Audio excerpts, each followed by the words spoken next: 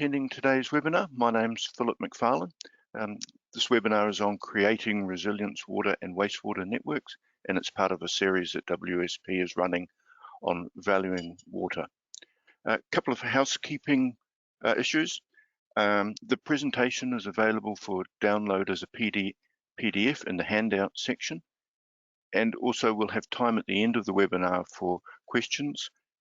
If you could put those in the question box as we go through, please. Brava, could you flick on to the next slide, please? Okay, so my name's Philip McFarlane. I'm based in Auckland, New Zealand, and I'm Client Director as part of the water sector team. And I'm passionate about improving resilience and have been involved in research into what causes water and wastewater networks to break and how we can improve their resilience. Brava, could you introduce yourself, please?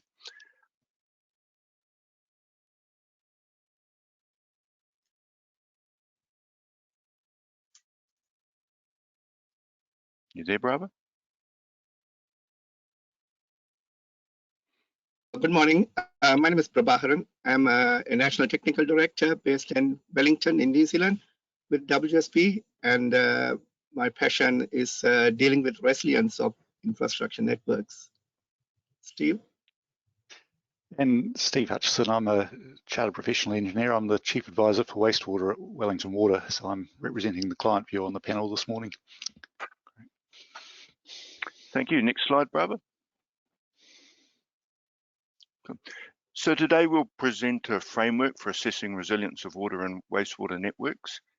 And through that framework helps develop contingency planning, identify capital works to improve resilience on existing assets, and can be used to quantify designs for new assets and make them more resilient. I suppose the benefit of this approach is that resilience is quantified, enabling projects to be justified and alternatives to be compared. As we go through, we'll talk quite heavily about the impact of earthquakes, but this approach can be applied to any natural hazards. Next slide, please, Brava. So the format today, I'll provide an introduction. We'll talk about the research findings from the Christchurch earthquake. Then I'll hand over to Brava and Steve, and they will give us two case studies. The first on resilience of Wellington Water's wastewater networks and resilience to earthquakes. And the second case study will be on resilience of TAURANGA's three waters networks, and that will take a all hazards approach. Next slide, please. So what is resilience? Well, resilience is the ability to absorb shock events, adapt and recover quickly to provide functionality. It's also the ability to adapt in face of progressive events such as climate change. And there's two components to resilience. It's the extent of loss of service, so how much damage occurred and what that meant to consumers, and the time it takes to recover. And we measure resilience as the area of that triangle you can see on the right side. What resilience isn't is saying that there will be no damage to a network. In fact, it takes the opposite view. It says it is very likely there will be damage and looks at how that impact of that damage can be minimized. Next slide, please.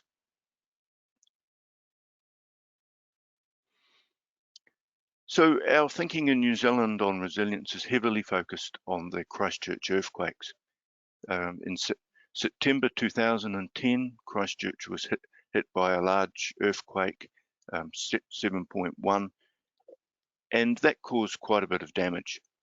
But what happened later is then there was a whole series of subsequent earthquakes, and in February 2011, there was a smaller earthquake, but it was centered pretty much straight below the center of Christchurch, and it caused significant damage. That had large impact on the New Zealand's GDP and significant cost to rebuild in the order of $30 billion, and took over 10 years. There's still parts of Christchurch which are being rebuilt now, just more than 10 years later. So that really focused to us in New Zealand that natural disasters do happen, and also reminded us that natural disasters don't just come on one, they can be a whole series of events. What's probably less known to the general public, I suppose, is the impact of those disasters on our three waters networks. And they were really significant. It cost $2 billion to rebuild the water, wastewater, stormwater networks. It was a 5-year undertaking. And for some people, that meant they didn't have service for over a year, and they had alternative supplies provided. I suppose what was interesting in Christchurch is that the cost of to rebuild the potable water was a lot less than the stormwater and wastewater networks. It's probably a little bit to do with the characteristics of Christchurch, but I think it's a learning that can be applied elsewhere, that we really need to think about our stormwater and wastewater networks, because that's where the cost of rebuild and where the significant service disruptions can be. Next slide, please.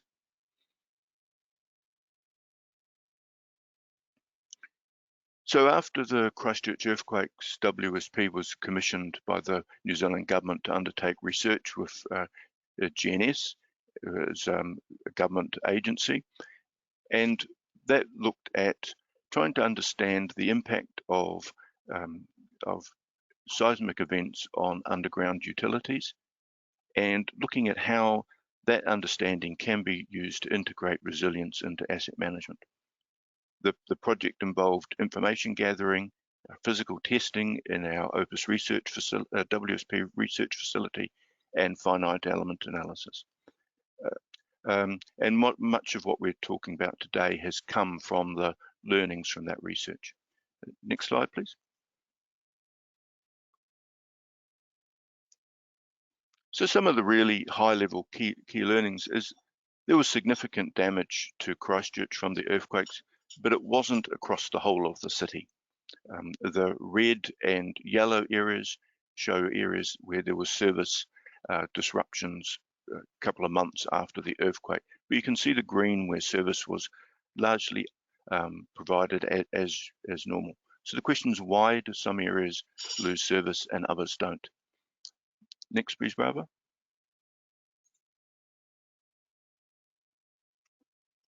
Well, it's largely to do with the performance of the ground.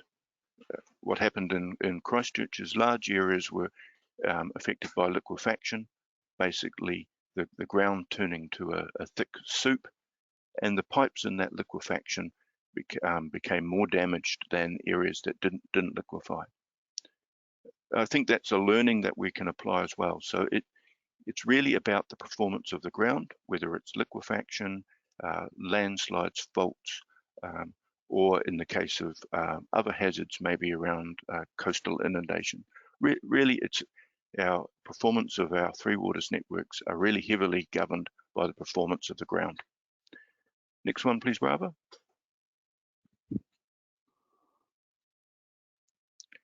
So the ground also impacts the time it takes to restore.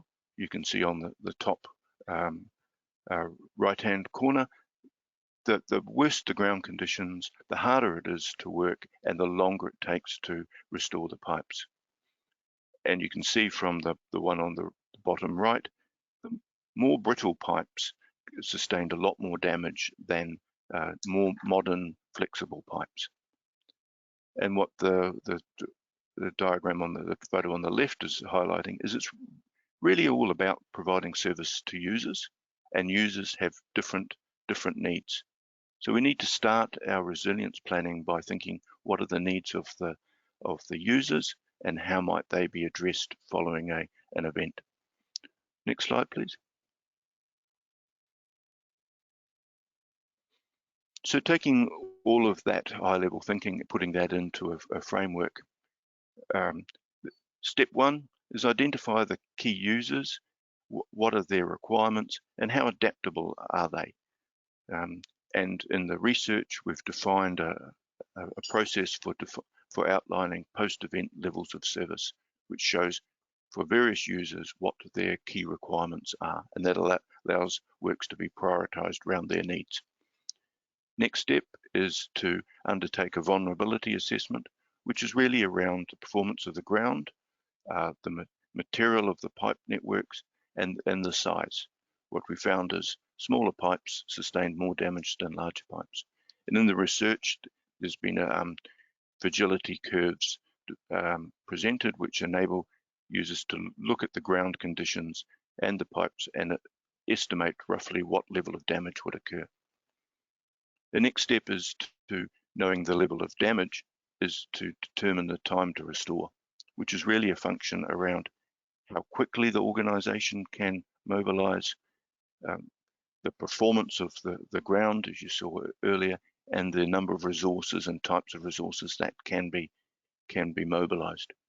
So a lot of the time to restore is governed around the planning beforehand. So knowing the extent of damage enables an organisation to plan and be able to respond quicker than otherwise.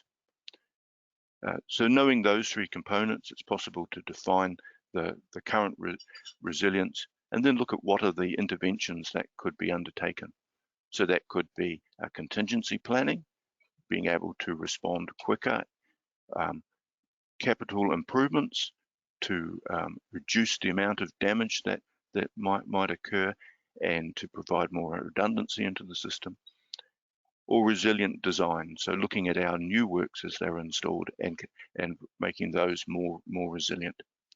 All of that gives us an improved resilience.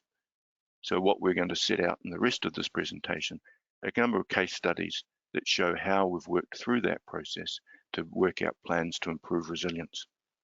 Next slide, please. So now I'd like to hand over to Steve, who introduced the Wellington Water Resilience Project. Thank you. Oh, thanks, Phil. Can you move on the next slide, brother? Okay, so Wellington is the capital city of New Zealand. We like to think it's quite a beautiful city. We've got lots of green space and we're built around a beautiful harbour.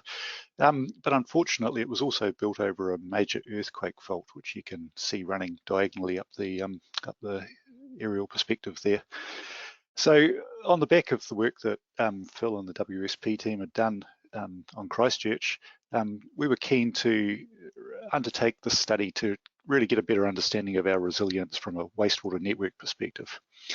We'd been thinking about our potable water, our drinking water for some time, but the wastewater was the bit that Christchurch really exposed as a vulnerability. So the main objective of our study was really to understand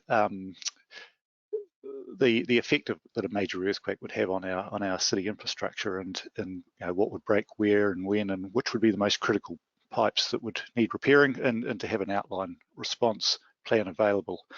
But we also had in mind a secondary objective, which was by understanding those critical pipes from a resilience perspective, we could be able to prioritise those when going about our general renewals for age-based condition and growth and so on.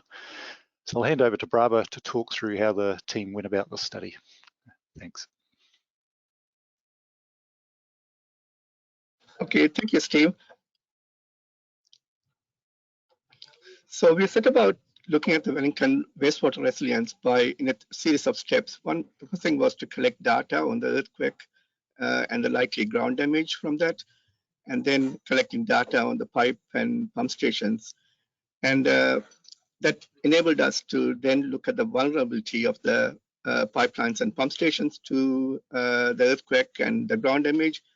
And in parallel, we kind of also looked at the importance or criticality of the different pipes and pump stations. And then we were able to bring that together to look at and prioritize the resilience and then move on to look at the response. So this table here, you can see how the importance of the different parts of the network were classified depending on the number of connections. And on the left-hand side, you can see the pipeline vulnerability was classified based on almost no damage to very severe damage. So if we had a pipeline or pump station servicing a large population, and if we have severe damage, then you get very high to extreme resilience risks. So We did this using a geographical information system, GIS platform. So on the left-hand side, you can see the liquefaction hazard map and the earthquake-induced slope failure hazard maps. And then we overlaid that with the pipeline network. And using the two metric system, we looked at the likely availability of the wastewater system after a major earthquake, and also how long it's likely to be out of service. So the red colors show areas where the pipeline is or pump station is likely to be completely out of service, and you can see that is related to areas of liquefaction and lateral spreading or fault rupture or steep slopes on the hillsides here. And you can see the Wellington fault, which Steve mentioned, kind of runs through here from southwest to northeast, and you can see damage along there, but also along the river system and coastal areas. So that enabled us to kind of get a feel for what is likely to happen to the pipelines. And you can see fault rupture causes severe to very severe damage to about 20-30 kilometers of pipelines, slope failure more than that, and liquefaction a lot more than that. And the table on the bottom shows us again the likely impact on pump stations. And again, you can see there's a lot more impact on pump stations from liquefaction compared to slope failure and fault rupture. So then focusing on a smaller area, so this is in Porirua, which is one of the cities in the Wellington region. And you can see the red areas show areas where the wastewater system is likely to be damaged and out of service. And it's next to a harbor, which is a quiescent harbor where there isn't a lot of tidal flushing. So if there is spillage of wastewater into the harbor, that causes a lot of environmental impact, as well as potential public health issues. So we identified these vulnerabilities and the consequence to the environment and the people. And from that, we kind of developed what response measures are required. So Wellington Water could plan for that. For example, in this case, look at the manholes upstream of these areas and pump the wastewater so it doesn't get into the harbor or into the populated areas. Also, we identified capital improvements which can be programmed and carried out over a period of time to improve the resilience of the system. We also kind of looked at tanks, which sometimes you can see from this, located in quite precarious locations adjacent to steep slopes and quite old. So some of these needed to be identified and strengthened to improve the resilience. I will now move on to the second case study, which is in TAURANGA, which is a city which is rapidly growing on the northeast part of the North Island of New Zealand. A nice place, a coastal city with beautiful beaches. And it also has a lot of hazards. So in this case, the council, we helped the council to take a multi-hazard approach. So we looked at a variety of hazards, not just earthquakes, also storm events, volcanic eruption, and tsunami. And then we looked at the assets and looked at the criticality of those assets, depending on the importance and number of customers served, like we did for Wellington. And then we combined them to identify the resilience risk hotspots.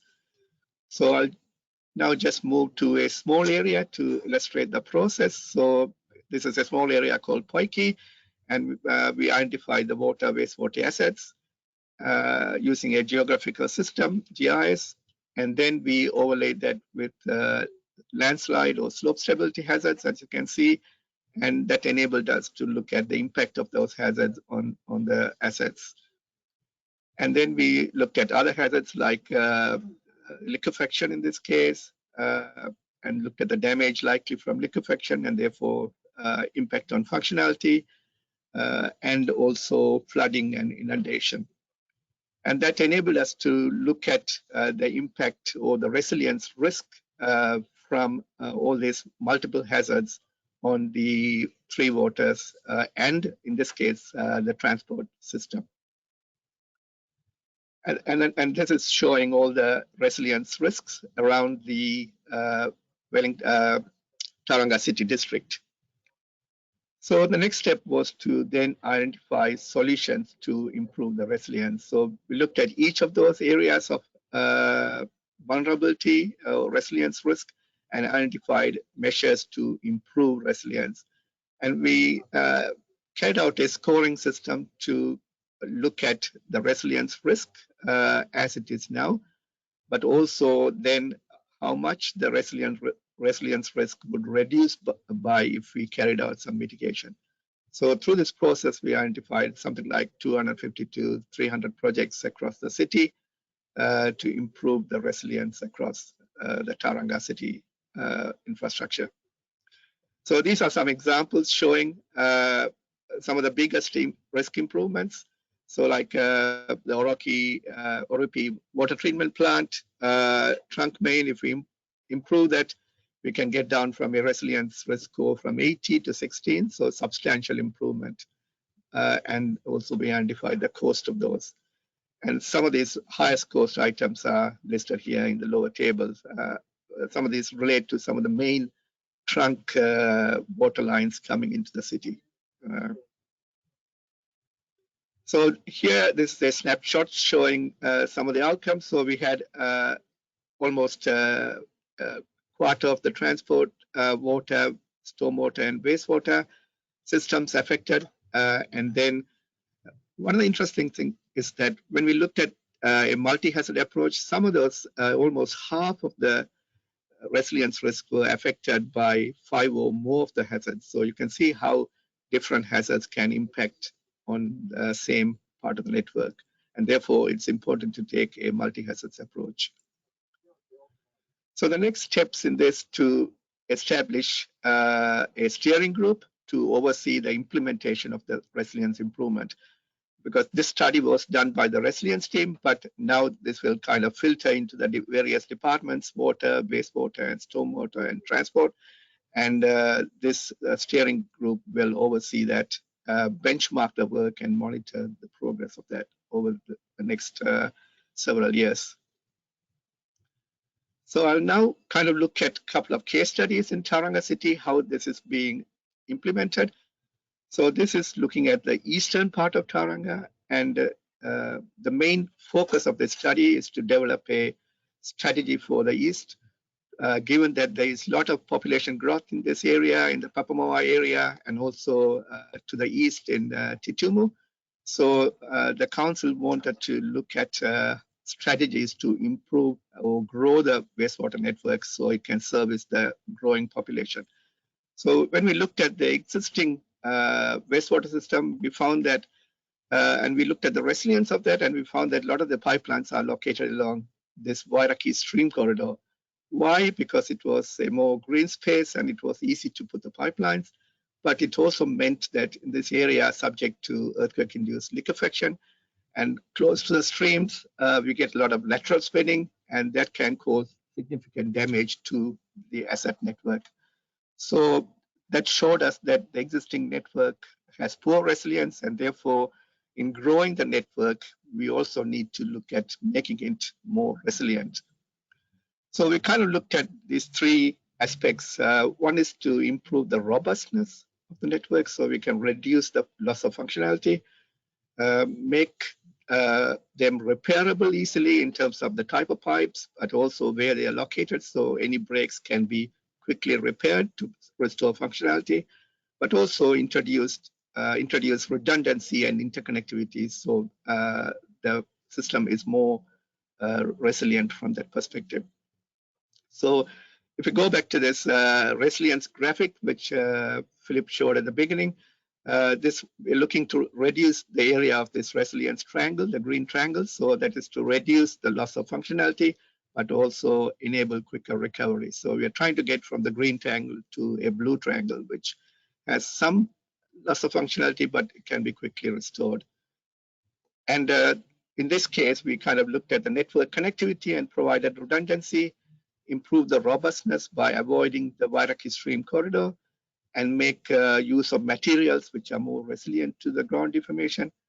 locating them in areas where we can get to easily and repair, but also able to adapt as the city grows over a period of time. So this map shows the strategy which was developed. So you can see the existing pipeline along the Wairaki Stream corridor and how the new strategy proposes moving away from that with the new pipelines and to the north and south, so that there is redundancy, and then providing some interconnectivity so that the system can perform in a more resilient manner. So we'll now briefly look at a water strategy, again in TAURANGA. So this is on the western part of TAURANGA. Previously, we looked at the eastern part. So this is some of the areas identified by the planners for future growth, both commercial, industrial, as well as residential. So the challenge was us to develop a strategy to grow and develop the water network in this part of the city. So when we looked at the initial plans, we found that there wasn't a lot of interconnection, so there was poor interconnectivity and residences, and some of the pipelines went through quite steep terrain, subject to landsliding, and therefore they will be also quite difficult to access and repair. And also we had to pump beyond the area of growth, and which meant that the adaptability to grow as the city grows was not there. So we set about to kind of use the same resilience principles of minimizing loss of functionality and enable quicker recovery by looking at network connectivity, redundancy, avoiding areas of landslide hazards, and in some cases liquefaction hazards close to the rivers and streams, making use of materials which are more resilient to ground subsidence, and locating them in locations easy to repair. And so we kind of sketched out a system and identified routes which would be more robust, and also identified areas of east-west connectivity where they will be less prone to damage from landsliding, but also connect to the existing 2 water treatment plants. So if one plant fails, you can still get water, although with a lower capacity. So trying to improve resilience from a network system perspective. So this is showing the system we came up with for the strategy. And you can see the different colors are different stages, so we can adapt as the city grows towards the south. And also you can see it avoids these deep, lean-sized gully areas, which are prone to landsliding, and then provides some interconnectivity. We also identified some areas which needed to be closely looked at during detailed design and construction, so that is not forgotten as the project proceeds. So in summary, we can effectively improve resilience of our 3 waters networks, but it requires an early focus on resilience. And that requires integrated teams working together from early stages, because if part of the decisions are made without consideration of resilience, then it's too late to make effective improvements in resilience, and also then it's going to cost more money. And considering the 2 metrics of resilience, of functionality and outage, as we've shown in this diagram, is quite a useful approach to improve resilience.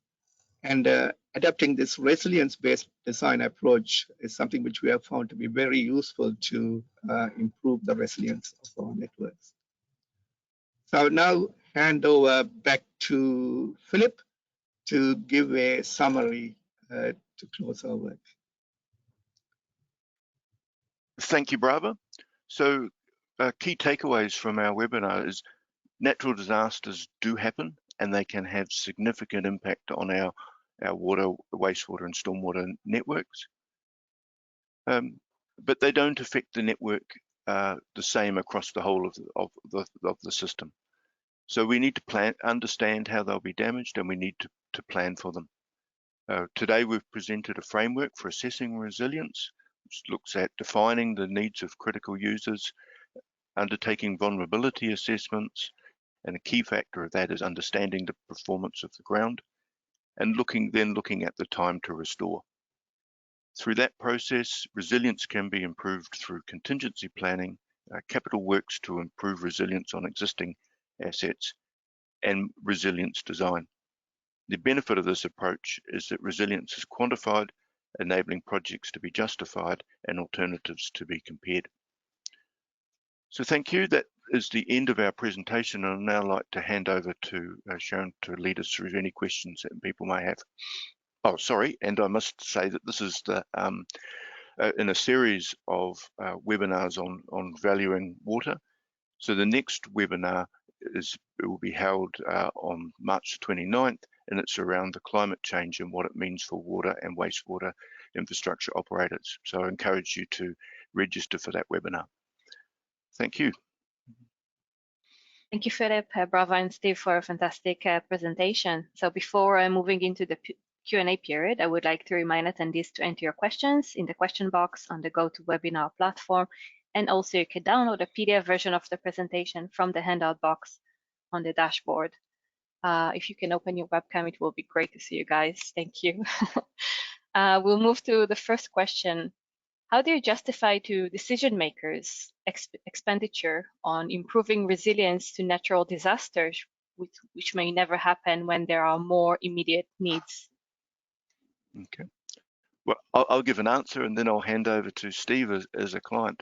I think there's been quite a bit of research that shows as humans we tend to focus on more immediate risks, and we struggle with these sort of black swan events like earthquakes and other natural disasters, which may only happen every 100 years or so, but have really significant impacts. So we struggle to quantify the risk, and we struggle to appreciate how we might deal with that. And I think that's because we haven't experienced those sort of events, and also they're just too overwhelming. So taking that into how do we justify our projects, I think one is about being able to articulate to decision makers what is likely to happen in an event. As we've shown, only parts of the network will be significantly damaged, so it's not everywhere that will be impacted. So be able to paint that picture, and then be able to paint a realistic approach to how to improve resilience. And that doesn't have to happen overnight. It could take several years or several decades, and it can also be integrated with the general renewals that we do, so that as we do our general renewals over time, we're also improving the resilience. So hand over to Steve. Yeah, from a client perspective, I guess our investment's driven by the strategy at the time, and strategy is influenced by what's happened in other areas. So, you know, following Christchurch, we obviously had a really strong concern about you know, the effect of an earthquake on our particular city. So yeah, but it's critical to have that understanding of what the investment would need to be, so that you can answer that question as well. So you need to do this type of work for your general, you know, asset management planning. And the other aspect, of course, I touched on it in my introduction, was the having this information means that you can take those opportunities when you are renewing say a pipeline for condition reasons or for growth reasons to, you know, prioritize those ones which are seismically vulnerable, and get that improvement in resilience as a sort of a secondary outcome to the main project, where it's not driven by the particular strategic improvement in resilience at the time. Thank you. We'll move to the next question. What do you see as being the greatest benefits arising from the resilience studies that have been described? Well, again, I'll give my few words. I think what it's done is given more protection to our communities, and the studies that we've presented really don't involve significant cost to the community, but has enabled works to be prioritised, and I think has also enabled operations and other parts of the business who would be involved in a response to start gain an understanding of what might happen after event, and start that planning, so that if an event happened, they're not starting from ground zero. They have an understanding of what the issues are and where they might start responding. Bravo, would you like to comment? Yeah, if I can just add to that, a couple of case studies from TAURANGA city we show that when we are looking at asset management or growing our network, we can incorporate resilience into our thinking. And sometimes it's not about spending more money, it's about putting them in the right place, using the materials which are more resilient. So one of the key issues, I think, is that if we have this focus on resilience, we can, and a resilience-based design approach, we can achieve resilience, sometimes not necessarily costing anymore. Steve? And Steve? Yeah, one of the value from my perspective was just getting a step change in our response planning, so that we know that when these events happen, that people will be overwhelmed, and doing the planning for a wide scale event is incredibly difficult. So having something that's on the shelf to start from is really useful from our emergency management planning perspective. Thank you. In New Zealand, are there government regulations that require compliance with resilience requirements for public project designs? Here you go, Steve. Oh, yeah, it's a good question. There's a Civil Defence and Emergency Management Act that means if you're a lifeline utility, you have to have plans in place. So that's probably the main one that drives us. And then I guess from a technical point of view, there's standards around resilience, around the criticality of the infrastructure, which Bravo can probably explain far better than I can. Yeah. As Steve mentioned, yeah, the Civil Defence Emergency Management Act requires operators of utilities to achieve maximum possible resilience. So it doesn't define an existing, a particular one, but the guidelines produced as part of the research, which Philip mentioned at the beginning, came with some guidelines for designing the three waters networks or underground utilities to achieve resilience, and what levels of resilience to focus on. Thank you. What upgrade options did you propose for areas where you found assets had poor resilience? I'll start. I suppose the two key findings, if you're looking at the normal reticulation pipe work, is that modern materials such as PVC and PE are being flexible, are fairly resilient. And the other key finding of the research was really about the condition of the ground. So that then leads to prioritizing renewals, so areas which are subject to, say, liquefaction, prioritizing renewals of those, but also then looking at should those pipes be put back in exactly the same place. So can we avoid, say, lateral spread, so where there's liquefaction near a stream, by moving the pipe network maybe 10 meters or so away from that stream, that can improve resilience. So really about renewals, about thinking about the location, and then where possible thinking about increasing redundancy and interconnectivity. And probably the other point is looking at repairability of the system. So could the pipes be made shallower, for example, looking at where pipes, where they connect to pump stations, where they might fail. So almost in some cases putting in, if you like, weak points, fuses that might fail, which are easier to repair. Anyone else like to comment? Sounds good, Philip. Thank you. There is a question about Christchurch. Why was the cost of fixing the water system so much less than stormwater and wastewater? Yep. I think there's characteristics in Christchurch in that they have a number of bores around the city, so it's not like Wellington, which has a trunk network taking water from outside the city into the city. So that don't have as big a trunk network as a lot of other cities because of the arrangement. But I think it's also a general comment that can be applied everywhere. If you think about a potable water network, the pipes tend to be shallow. They're pressure pipes, so we're not having to worry about relaying them to grade. So in many cases, emergency supplies in Christchurch were provided by just laying pipes on the ground.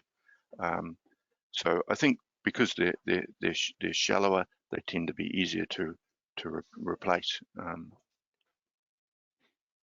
Yeah, I think Christchurch also had a lot of quite flat sewer pipes, the way the city was built, and that ground deformation from the earthquake, seriously affected those flat grades, which increased the damage to that particular network.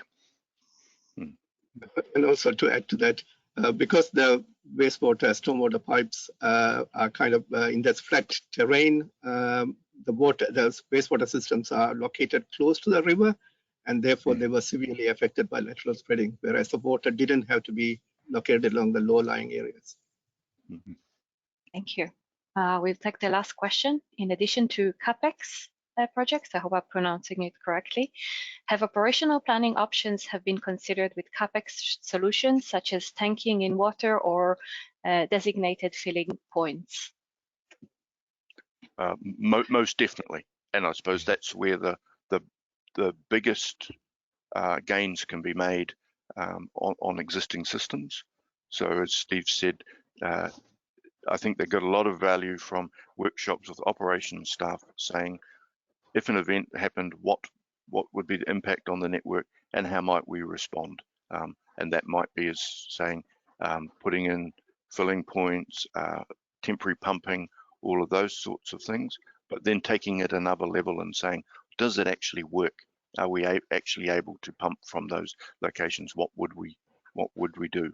Do you want to comment more, Steve? I will. For the water supply, certainly in Wellington, we've actually installed about 22 small scale water treatment plants distributed around the different zones.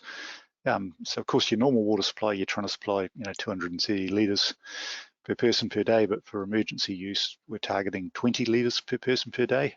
And so although the yield from fractured bedrock and small streams is lower, it is sufficient for emergency supply. So that's been very much part of our thinking and our emergency planning, more operational, and having that network, pre-planned network of where you'd put bladders and standpipes for people to get water from, so they didn't have to walk more than 500 to 1,000 metres. Yep. And you've also installed either directly storage tanks to collect rainwater, or encouraging residents to collect their own water, or at least have water for 3 or 4 days to be able to survive after an event. So it's also a community education program as well. Fantastic, thank you. So it looks like we're at the end of our webinar session. Please feel free to follow up directly with Philip, Rava, and Steve via the contact details shown on the screen. And I would like to thank all attendees for joining today. We look forward to seeing you in our last webinar on valuing water. And thank you again, team, for a fantastic presentation. Thank you, everybody. Thank you. Have a wonderful day, everyone. Thank you.